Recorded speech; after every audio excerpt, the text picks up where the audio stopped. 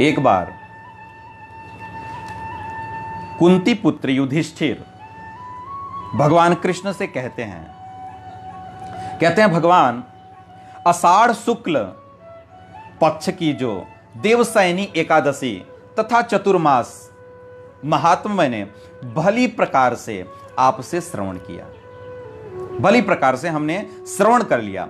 अब आप कृपा करके श्रावण मास के कृष्ण पक्ष की एकादशी का क्या नाम है, उसका क्या महात्म्य है, आप कृपा करके हमें आप ये सुनाइए। भगवान कृष्ण कहते हैं, हे युधिष्ठिर, इस एकादशी की कथा एक समय स्वयं ब्रह्मा ने देवर्षि नारद जी को सुनाई थी। वही कथा मैं आपको सुनाऊंगा, वही कथा मैं आपको सुनाऊंगी। कौन सी कथा भगवान कृष्ण युधिष्ठिर महाराज को सुनाने जा रहे हैं? जो कथा स्वयं ब्रह्मा जी ने देवर्षि नारद को सुनाई थी, कामिका एकादशी की कथा, वही कामिका एकादशी की कथा भगवान महाराज युधिष्ठिर को सुनाने जा रहे हैं। बोल रहे हैं हम वही कथा सुनाएंगे। स्वयं देवर्षि नारद जी ने ब्रह्मा से यही प्रश्न किया था कि श्रावण मास कि कृष्ण पक्ष की जो एकादशी है उसका क्या नाम है और उसका क्या महात्म्य है। आप कृपा करके आप हमें ये सुनाइए। जब देवर्षि नारद जी प्रसन्न होकर के उनसे नारद जी प्रश्न किए तो ब्रह्मा जी प्रसन्न होकर के देवर्षि नारद जी से बोले, हे नारद, लोकों के हित के लिए तुमने बहुत ही सुंदर प्रश्न किया है, लोक हित के लिए किया है। आप थोड़ा सा शब्दों पे ध्यान दीजिएगा। ब्रह्मा जी बोल रहे हैं नारद को कि आपने लोक हित के लिए बड़ा सुंदर प्रश्न किया है। यानी लोक हित किस में है कि इस लोक में आने वाले प्रत्येक जीव को एकादशी व्रत करना चाहिए। जब प्रत्येक जीव एकादशी व्रत करेगा तभी तो इस लोक का हित होगा। कैसे हित होगा बताइए? आपने प्रश्न किया और मैं एकादशी की महिमा को बताऊंगा और इस एकादशी की महिमा को लोग सुनेंगे तो कामिका एकादशी व्रत रखेंगे और एकादशी व्रत रखेंगे तो उनका कल्याण होगा, उनका उद्धार होगा। इसलिए कह रहे हैं कि तुम बहुत ही सुंदर प्रश्न किए हो, बहुत ही सुंदर प्रश्न किए हो। इस लोक हित के लिए, लोक हित के लिए बहुत सुंदर प्रश्न किए हो। श्रावण मास की जो कृष्ण पक्ष की जो एकादशी है उसका नाम है कामिका एकादशी। हम पिछली एकादशी में, क्योंकि हर एकादशी को हम लोग एकादशी कथा श्रवण करते आ रहे हैं, तो हमने कहा है कि इस एकादशी का एक नाम है हरिवासर। हरिवासर का मतलब होता है जिस दिन में हरि का वास होता है उसे कहा जाता है हरिवासर। आज की तिथि में साक्षात भगवान विष्णु का वास होता है, भगवान हरि का वास होता है, इसलिए इसको हरिवासर तिथि भी कहा जाता है। तो ये जो एकादशी है उसका नाम है कामिका एकादशी। कामिका एकादशी, उसके सुनने मात्र से, कामिका एकादशी की कथा सुनने मात्र से वाजपेय यज्ञ के फल प्राप्त होते हैं। केवल कथा सुनने मात्र से वाजपेय यज्ञ के फल की प्राप्ति होती है। इस दिन शंख चक्र गदाधारी विष्णु भगवान का पूजन होता है। शंख चक्र गदाधारी जो भगवान विष्णु हैं उनकी पूजा की जाती है, जिनके नाम श्रीधर, हरि, विष्णु, माधव, मधुसूदन, ये सब जिनके नाम हैं, जिनकी पूजा करने से जिस फल की प्राप्ति होती है वो सुनो आप। जिस फल की प्राप्ति होती है वो आप सुनो कि इस एकादशी करने से, इस एकादशी की कथा श्रवण करने से क्या फल मिलता है। जो फल गंगा, काशी, नैमिषारण्य, पुष्कर स्नान से मिलता है वह फल विष्णु भगवान के पूजन से मिलता है। कह रहे हैं कि भगवान विष्णु की पूजा से क्या फल मिलता है, क्योंकि आज एकादशी है, एकादशी के दिन भगवान की पूजा होती है, जो व्यक्ति एकादशी व्रत रहता है वो भगवान विष्णु की यानी कृष्ण की पूजा करता है। और कृष्ण की पूजा करने का क्या फल है? बोल रहे हैं जो फल गंगा स्नान, काशी, नैमिषारण्य, पुष्कर स्नान से जो फल की प्राप्ति होती है वो घर में रह करके एकादशी, कामिका एकादशी रख करके भगवान विष्णु की पूजा करने से उस फल की प्राप्ति होती है। वही फल भगवान विष्णु के पूजन से मिलता है।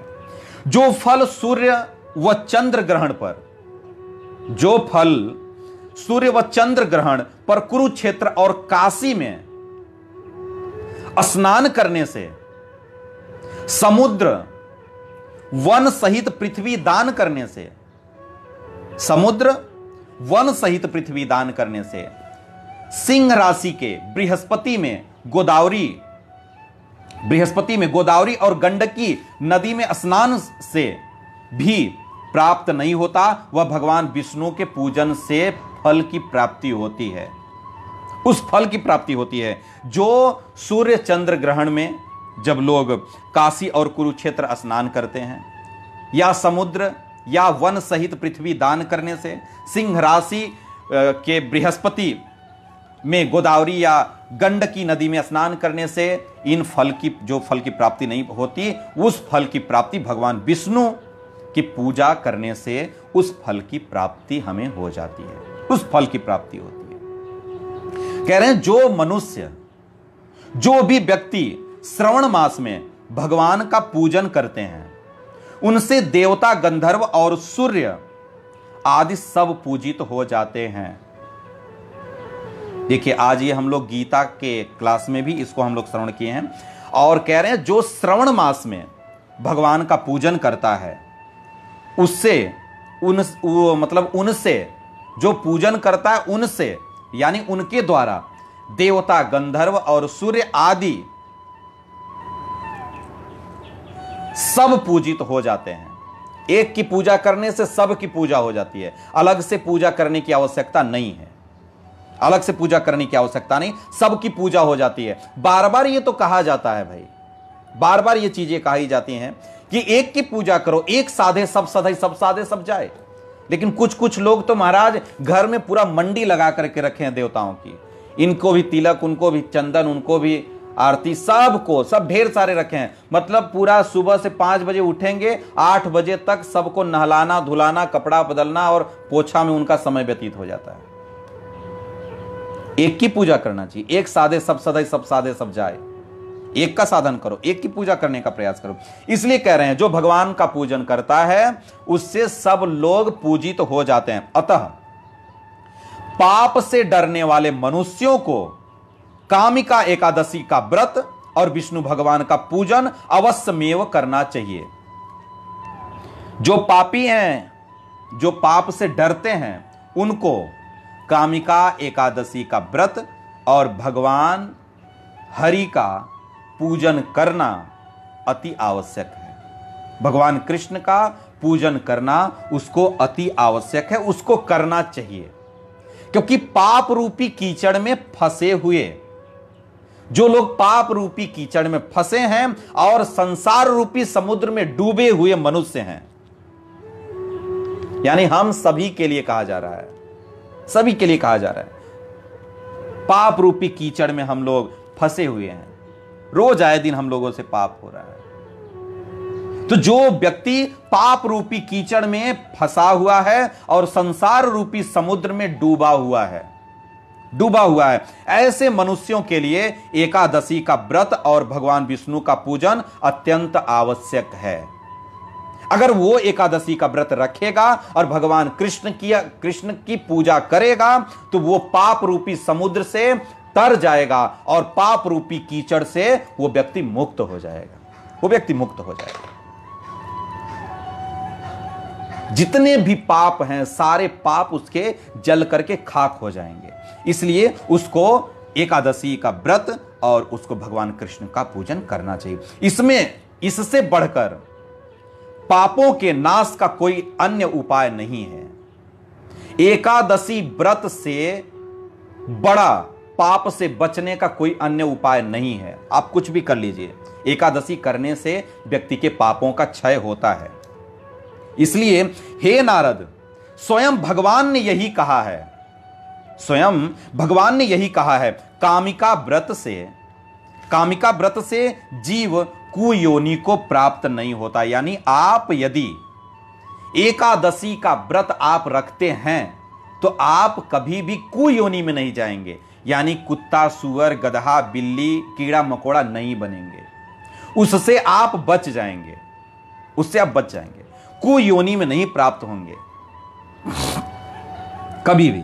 इसलिए ये बात कोई दूसरा नहीं कहा, ये स्वयं भगवान बोले, ऐसा ब्रह्मा जी कह रहे हैं नारद जी से। एकादशी व्रत करने वाले का कभी पतन नहीं होता, उसको मनुष्य शरीर ही प्राप्त होगा, कुयोनि में वह व्यक्ति नहीं जाता। जो मनुष्य इस एकादशी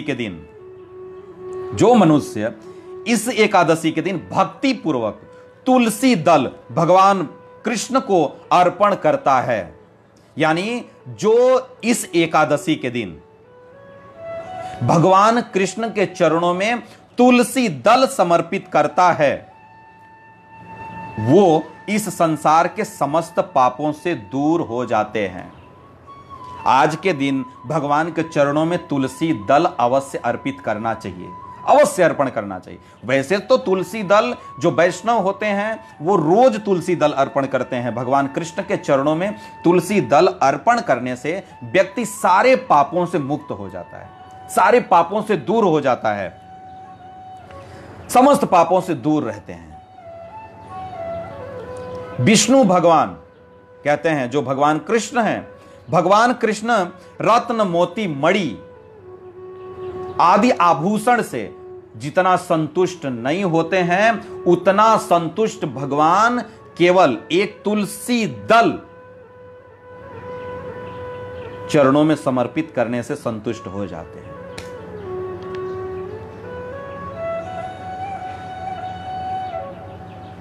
भगवान तो अपने आप को भक्तों के समक्ष बेच देते हैं केवल एक तुलसी दल मात्र से। तुलसी दल मात्रेण जलस्य चुलुकेन वा विक्रीणेते स्वमात्मानं भक्तेभ्यो भक्तवत्सल। भगवान कृष्ण इतने भक्तवत्सल हैं, इतने भक्तवत्सल हैं कि वो एक तुलसी दल और एक चुल्लू जल में अपने आप को भक्तों के हाथों बेच देते हैं। बोले ले जाओ, जो मन करे वो करवाओ, भगत के बस में है भगवान। केवल एक तुलसी दल से। तुलसी दल भगवान को बहुत पसंद है, बहुत पसंद है। इसलिए जितना भगवान मणि, मोती आदि हीरे जवाहरातों को चढ़ाने से भगवान संतुष्ट नहीं होते, उतना तुलसी दल चरणों में चढ़ाने से भगवान संतुष्ट हो जाते हैं। तुलसी दल चढ़ाने से भगवान बहुत प्रसन्न होते हैं, बहुत संतुष्ट होते हैं। तुलसी दल पूजन का जो फल है, तुलसी दल पूजन का फल यानी 4 भर चांदी और 1 भर स्वर्ण के दान के बराबर होता है। तुलसी दल से पूजन करने का फल कह रहे हैं कि 4 भर चांदी और 1 भर सोने के दान के बराबर होता है। इसलिए हे नारद, स्वयं भगवान की अति प्रिय तुलसी को, भगवान की अति प्रिय तुलसी को सदैव नमस्कार करता हूं। ब्रह्मा जी कह रहे हैं ये बात, कह रहे हे नारद, मैं स्वयं जो भगवान की प्रिय तुलसी देवी हैं, तुलसी देवी को मैं नमस्कार करता हूं, सदैव नमस्कार करता हूं। तुलसी के पौधे को सींचने से, तुलसी के पौधे में जल देने से मनुष्य की सब यातनाएं नष्ट हो जाती हैं, यानी जीवन के सारे कष्ट दूर हो जाते हैं, जितने दुख हैं वो सब दूर हो जाते हैं तुलसी दल यानी तुलसी के पौधे में जल डालने से, तुलसी को सींचने से। इसलिए हम लोगों को अपने घर में तुलसी का पौधा यानी तुलसी महारानी को अवश्य रखना चाहिए। तुलसी सेवा भक्तों को अवश्य करना चाहिए। उस दिन हम तुलसी महारानी की प्राकट्य कथा में हम लोग ये चर्चा किए भी थे। घर में तुलसी देवी को सुंदर गमले में करके सजा करके हमें रखना चाहिए, और जब भी हम पूजा करें, जब भी हम नाम जप करें, तब वो अपने सामने हम रखें। ऐसे सुंदर गमले में हमें लगाना चाहिए जो हम उठा करके धूप में भी रख सकें, बाहर भी रख सकें। जब हम भगवान का पट बंद करें तो बाहर रख दें, और जब पट खुला रखें तो घर में ला करके ठाकुर जी के सामने रख दें। जब हम बैठ करके नामों का जप करें तो हम अपने सामने उठा करके रख लें। तो ऐसे सुंदर गमले में हमें तुलसी महारानी को रखना चाहिए और उनको खूब सजा करके रखना चाहिए। तो कह रहे हैं तुलसी पौधे को सींचने से मनुष्य की समस्त यातनाएं नष्ट हो जाती हैं, और तुलसी देवी का दर्शन मात्र से सारे पाप नष्ट हो जाते हैं। तुलसी का दर्शन करने से, इसलिए आप घर में तुलसी नहीं लगाएंगे तो तुलसी माता का दर्शन कैसे होगा? कैसे होगा तुलसी महारानी का दर्शन? इसलिए दर्शन मात्र से सारे पाप नष्ट हो जाते हैं, सारे पाप नष्ट हो जाते हैं, और स्पर्श से मनुष्य पवित्र हो जाता है। इसलिए जब हम तुलसी माला धारण करते हैं, गले में तुलसी धारण करते हैं, तो हमारा शरीर हमेशा पवित्र रहता है, हमेशा पवित्र रहता है। इसलिए हम लोगों को तुलसी धारण करना चाहिए, तुलसी हम लोगों का अवश्य पहनना चाहिए, क्योंकि भागवत में भी कहा गया है, कच्चित तुलसी कल्याणी गोविंद चरण प्रिय सह त्वाली कुलय बिभ्रत दृष्टस्तेति प्रियोच्युत। भागवत में ऐसा श्लोक आया है, और यह भी ब्रजांगनाओं ने बोला है कि इस संसार में मनुष्य मात्र का कल्याण करने की क्षमता तुलसी महारानी में है। इसलिए तुलसी महारानी भगवान की प्रिया हैं, इसलिए हम लोगों को अपने गले में तुलसी माला धारण करना चाहिए। जो व्यक्ति अपने गले में तुलसी माला धारण करता है वो भगवान का बहुत प्रिय हो जाता है। दासानुदासो भवता स्मृत्या, भगवान की प्रिया तुलसी हैं। अगर तुलसी जी आपको प्रिय हो जाएंगी, आप अपने गले में तुलसी महारानी को धारण करेंगे, तुलसी माला को अपने गले में धारण करेंगे, तो भगवान आप पर रीझ जाएंगे, भगवान आपसे प्रेम करने लगेंगे, भगवान अपने आप को आपको बेच देंगे आपके हाथों में। भगवान के आप बहुत प्रिय हो जाएंगे। यदि भगवान का हमें प्रिय बनना है तो हमें गले में तुलसी माला अवश्य रखना चाहिए। नहीं खाना पीना छूट जाएगा, जो रसादार खाते हैं बारात रात में वो सब छूट जाएगा। या तो आप जिह्वा का संतुष्टि ले लो, या तो आप कृष्ण प्रेम का आनंद ले लो, भक्ति का आनंद ले लो। और जो लोग माला धारण करते हैं, जो कृष्ण भक्ति में हैं, वो लोग कौन से सुख का अनुभव नहीं करते हैं। आप पेट खराब करने वाला रसादार खाते होंगे, यहां भक्त लोग रोज रसादार खा रहे हैं और पेट खराब नहीं हो रहा, रोज खा रहे हैं। आपको तो 5 दिन खिला दिया जाए तो आपका लीवर खराब हो जाएगा, लेकिन वृंदावन में आकर के देखना रोज भंडारे होते हैं, रोज दबा करके खा रहे हैं, कोई लीवर खराब नहीं हो रहा। क्यों? शुद्ध सात्विक बना करके खाओ ना, क्या मनाई है? ऐसा क्या चीज है इस दुनिया में जो नहीं बन सकता है? अगर नहीं बनाने आता तो ये आपका दोष है। बनाने सीखो और बना करके खाओ। नहीं हम तो वही खाएंगे, तो असुर को तो असुरत्व ही पसंद होगा ना। जो असुर स्वभाव का व्यक्ति है उसको तो यही सब खाना अच्छा लगता है ना, वो यही सब चीजें खाता है। इसलिए बुद्धि को यदि ठीक रखना है, यदि बुद्धि की शुद्धि करना है, तो हमें लहसुन प्याज इत्यादि का त्याग करना चाहिए। यानी जो भगवान को भोग नहीं लगता है, कंठी पहनने के बाद वो आहार रूप में हमें ग्रहण नहीं करना चाहिए। इसलिए हमें कंठी माला अवश्य धारण करना चाहिए, प्रत्येक भक्त को करना चाहिए, प्रत्येक भक्त को करना चाहिए। क्यों? क्योंकि तुलसी माला धारण करने से आपका शरीर जो है वो पवित्र है, और आपके गले में यदि तुलसी माला है तो आपको कभी भी यमराज यहां से नहीं ले जाएंगे। यमराज आपको छू भी नहीं सकते, आपको यहां से विष्णु दूत ससम्मान यहां से लेकर के जाएंगे। इसलिए हम सबको तुलसी माला धारण करना चाहिए, तुलसी माला धारण करना चाहिए। यमराज की परछाई तक नहीं पड़ती है, परछाई तक नहीं पड़ती। इसलिए कामिका एकादशी जो कभी कभी रात्रि को लोग जागरण करते हैं, तो कह रहे हैं कामिका एकादशी की रात्रि को जो लोग दीपदान करते हैं, जागरण करते हैं, दीपदान और जागरण का क्या फल है वो बता रहे हैं।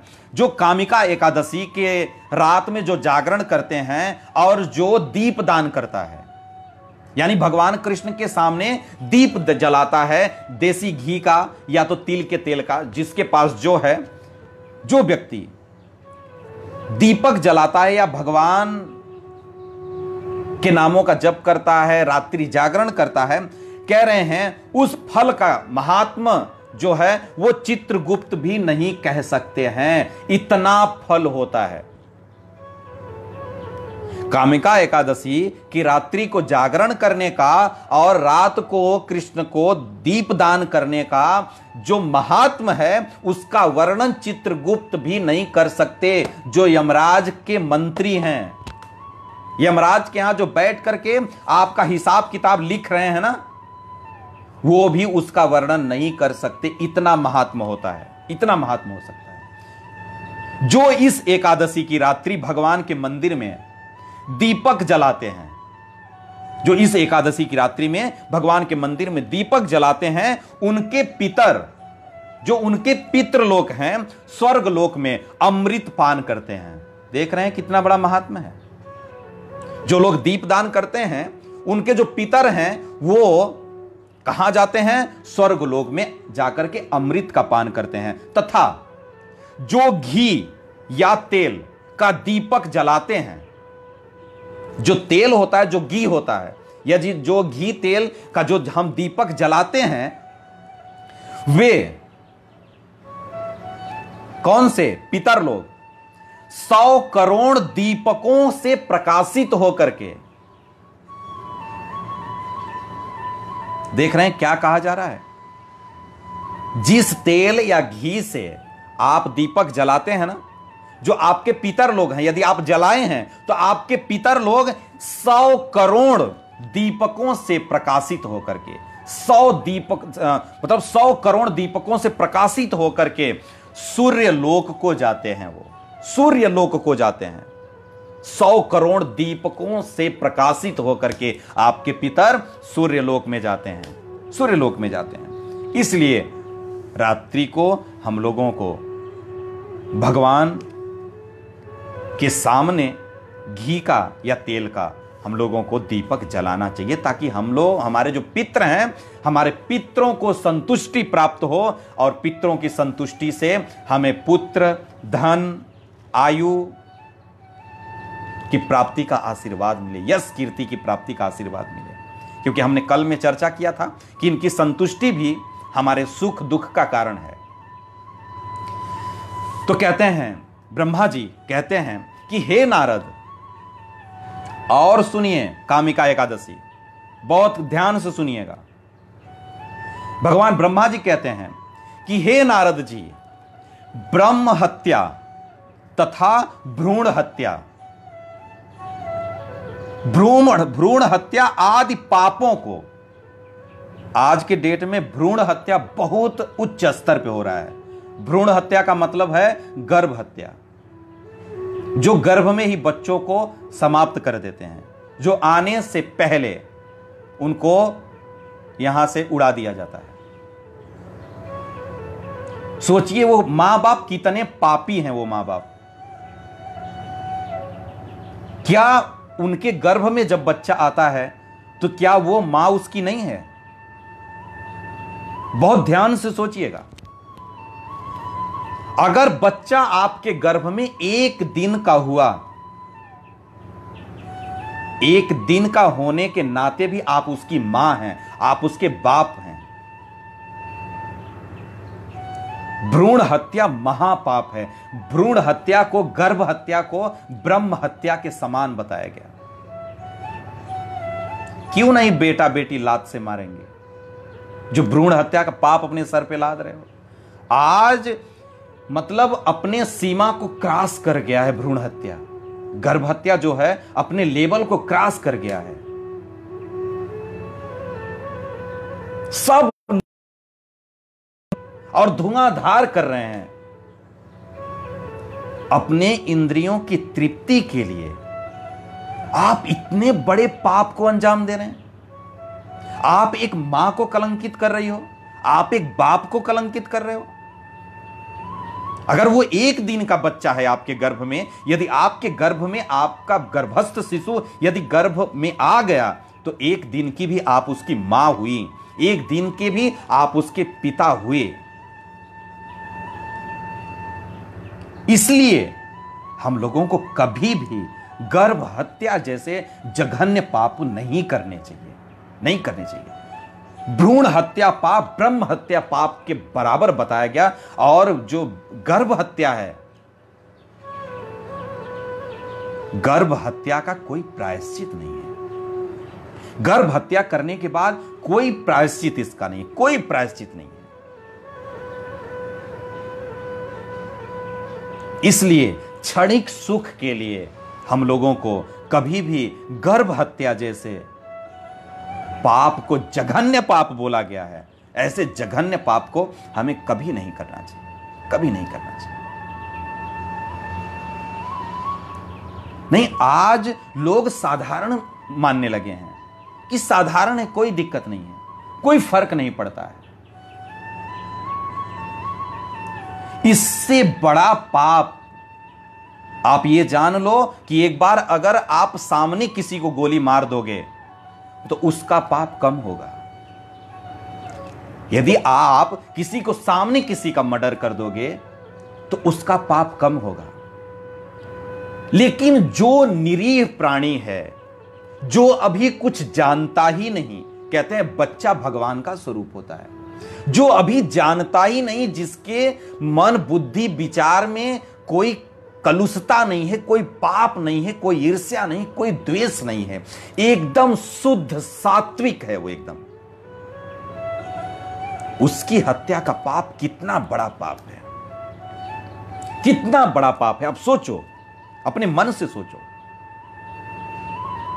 वही बच्चा जो 10 दिन 20 दिन 50 दिन 2 महीने 3 महीने के बच्चे को हम मार डालते हैं, जिसको आज एक छोटा सा अंग्रेजी में बता दिया गया कि एबॉर्शन, एक छोटा सा शब्द अंग्रेजी का दे दिया गया कि हमने एबॉर्शन करवा लिया।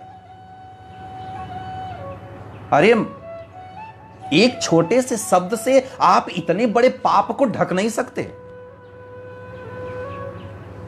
आप इतने बड़े जघन्य पाप को आप एक छोटे से शब्द यानी अबॉर्शन से आप उसको ढक नहीं सकते। उस पापों को आप कभी जीवन में नहीं ढक पाओगे, कभी नहीं ढक पाओगे। 2 महीने का है, 4 महीने का आपने एबॉर्शन करवा लिया, और वही 4 महीने के बाद जब वह भूमिष्ठ होता है, बच्चा जन्म लेता है, तो उसके प्रति इतनी आसक्ति हो जाती है कि आप करोड़ों रुपए खर्च करने के लिए तैयार रहते हो और ले जाकर के आप आईसीयू में उसको एडमिट करवाते हो, आईसीयू में ले जाकर एडमिट करवाते हो। एक गर्भ में जो था, आपने उसको मारने के लिए 150 रुपए की दवा खा ली आपने। सोचने वाली बात है। और पैदा होने के बाद ही क्या वो जीव है क्या? क्या वो जब पैदा होता है तभी जीव होता है वो? क्या वो पैदा होने के बाद ही इंसान होता है? जब आपके गर्भ में होता है तो क्या वो इंसान नहीं होता है? सोचो, कितने बड़े बड़े पापों को हम लोग हंस करके कर देते हैं। अरे हमने तो एबॉर्शन करवा लिया। जब हमें किसी चीज का ज्ञान है ही नहीं, हम बैल की तरह जी रहे हैं। हम कभी सत्संग नहीं किए, कभी साधु संग नहीं किए, कभी धार्मिक ग्रंथों का अध्ययन नहीं करिए, तो हमारे दिमाग में तो ऐसे अपराध, जो जघन्य अपराध हैं, वो तो अपना स्थान बना ही लेंगे, अपराध बना ही लेंगे।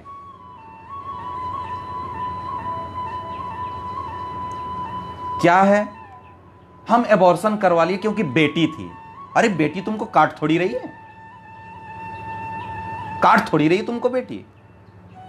वो चाहे बेटा हो चाहे बेटी हो, जीव जीव ही होता है, बच्चा बच्चा ही होता है, ना वो बेटा होता है ना बेटी होती है। बच्चे का केवल एक ही स्वरूप है कि वो बच्चा है। इसलिए बड़ों को मार दो, मर्डर कर दो, उसका पाप उतना नहीं है जितना भ्रूण हत्या का बड़ा जघन्य पाप है। इसलिए कभी भी जीवन में भ्रूण हत्या जैसे जघन्य पाप को सोचना भी नहीं चाहिए। कोई बात नहीं, यदि शिशु गर्भ में आ गया तो आप उसको जन्म दो ना, आप उसको जन्म दो। जन्म देने में क्या बुराई है? वो अपने भाग्य को लेकर के आएगा, वो अपने भाग्य से खाएगा। वो आप कौन होते हैं उसको पालने वाले? आप कौन होते हैं कर्ता बनने वाले? कौन है आप कर्ता बनने वाले कि नहीं हम कर्ता हैं, हम इसको पालते हैं, हम इसको खिलाते हैं, हम अब लोड नहीं उठा पाएंगे, हमारे सर पे बहुत बड़ा भार हो जाएगा, हम कैसे पढ़ा पाएंगे, कैसे लिखाएंगे, कैसे घर का कर चलाएंगे? आप कौन होते हैं? आप तो एक पत्ता भी हिला नहीं सकते। जिस दिन बच्चा भूमिष्ठ होता है मां के गर्भ से, उसी दिन से उसके खाने पीने का खर्च जो है वो पिता के खाते में आना शुरू हो जाता है। पिता के खाते में आना शुरू हो जाता है।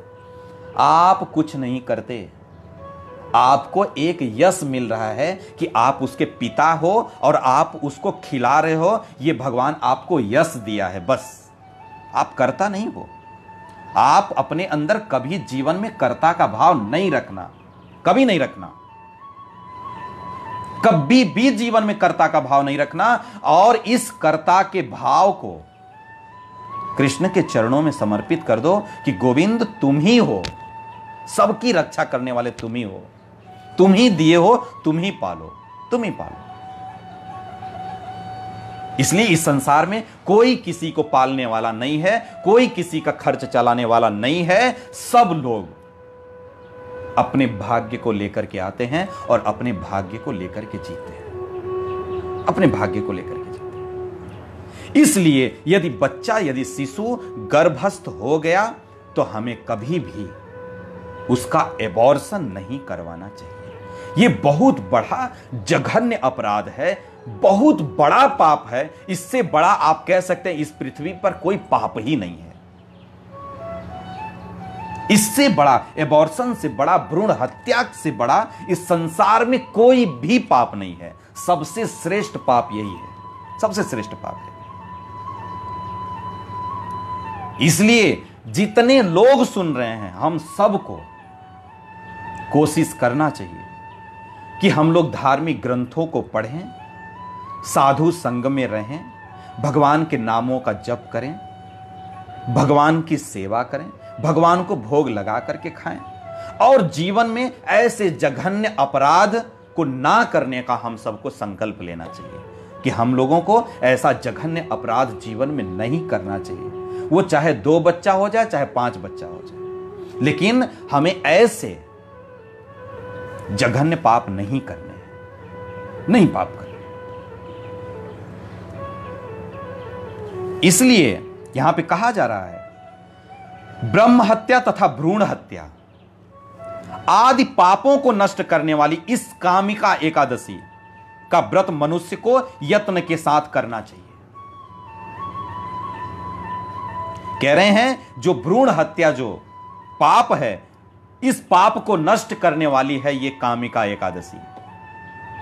कामिका एकादशी, जो लोग इस एकादशी का पालन निष्ठापूर्वक करते हैं वो उन पापों से धीरे धीरे करके मुक्त हो जाते हैं। तो वो पापों से मुक्त हो रहे हैं, तो इसका मतलब ये नहीं कि हम इधर पापों से मुक्त हो रहे हैं और उधर हम किए जा रहे हैं पाप, उधर हम किए जा रहे हैं पाप। ऐसा भी नहीं होना चाहिए। अगर हमें पता चल गया कि ये जघन्य अपराध है तो हमें फिर नहीं करना है, फिर हमें उससे प्रायश्चित का हमें उपाय सोचना है। तो कह रहे हैं कि ब्रह्म हत्या अथवा भ्रूण हत्या आदि पापों को नष्ट करने वाली इस कामिका एकादशी का व्रत मनुष्य को यत्न के साथ करना चाहिए। कामिका एकादशी के व्रत का महात्म श्रद्धा से सुनने और पढ़ने वाला मनुष्य, कह रहे हैं कामिका एकादशी के व्रत का महात्म श्रद्धा से सुनने वाला और पढ़ने वाला मनुष्य सभी पापों से मुक्त होकर के विष्णु लोक चला जाता है। यह है कामिका एकादशी कथा श्रवण और पठन का फल। तो इसलिए आज हम लोग कामिका एकादशी का व्रत है और प्रायः जो लोग श्रवण कर रहे हैं सभी का ही होगा। तो हम लोगों को आज की जो कामिका एकादशी है वो एकादशी श्रद्धा से खूब नामों का जप करना है और शाम को हमें घी या दीपक का तेल भगवान के सामने अवश्य जलाना है। और हो सके तो हमें रात्रि जागरण करना है। यदि आप पूरी रात जागरण नहीं कर सकते तो कम से कम 12 बजे तक रात्रि जागरण अवश्य करना चाहिए। नाम जप हम लोगों को करना चाहिए। बोलिए एकादशी महारानी की, हरिवासर तिथि की, राधा श्याम सुंदर लाल की, वृंदावन धाम की, बरसाने वाली की। जय जय श्री राधे श्याम। तो आज की कथा